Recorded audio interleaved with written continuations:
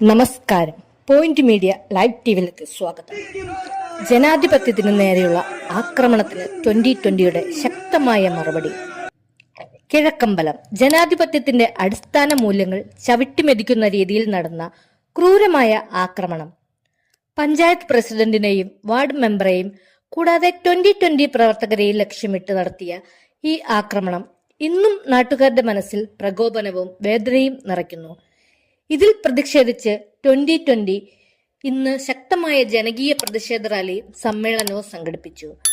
പാവങ്ങളുടെ അവകാശത്തിനും ജനങ്ങളുടെ വിശ്വാസത്തിനുമായി തന്റെ ജീവിതം സമർപ്പിച്ച സാബു എം ജേക്കബിന്റെ നേതൃത്വത്തിലാണ് ഈ പോരാട്ടം നടക്കുന്നത്. കിഴക്കമ്പലത്തിന്റെ തെരുവുകൾ ഇന്ന് ഒരു പ്രഖ്യാപനം മുഴങ്ങുന്ന വേദിയായി മാറും.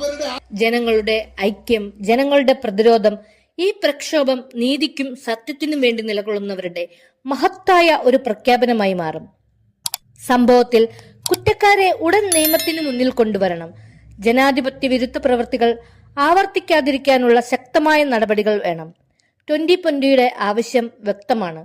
നീതി കിട്ടണം. കുറ്റക്കാരൻ രക്ഷപ്പെടരുത്. കിഴക്കമ്പലം പഞ്ചായത്ത് പ്രസിഡന്റിനെ നടു റോഡിൽ ക്രൂരമായി ആക്രമിച്ചു.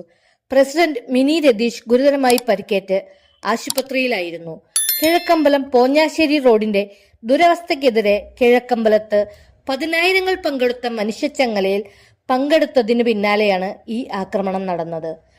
പഞ്ചായത്ത് പ്രസിഡന്റ് മിനിയെയും വാർഡ് മെമ്പർ അമ്പിളിയെയും അവരുടെ ഭർത്താവിനെയും ഒരു പ്രവർത്തകനെയും 15ഓളം വരുന്ന സംഘം ക്രൂരമായി മർദ്ദിച്ചു. പട്ടികജാതി പട്ടിക വിഭാഗത്തിൽപ്പെട്ട പഞ്ചായത്ത് പ്രസിഡന്റ് മിനി രതീഷിനെ ജാതി അധിക്ഷേപം നടത്തി ക്രൂരമായി കയ്യേറ്റം ചെയ്തുവെന്നാണ് പുറത്തുവന്ന വിവരം. ഗുരുതരമായി പരിക്കേറ്റ മിനി രതീഷിനെയും മറ്റു 3 പേരെയും പഴങ്ങനാട് സമരിറ്റൻ ആശുപത്രിയിൽ പ്രവേശിച്ചിരുന്നു. 15ഓളം വരുന്ന സംഘം മദ്യലഹരിയിലായിരുന്നു എന്ന് ദൃക്സാക്ഷികൾ പറയുന്നു.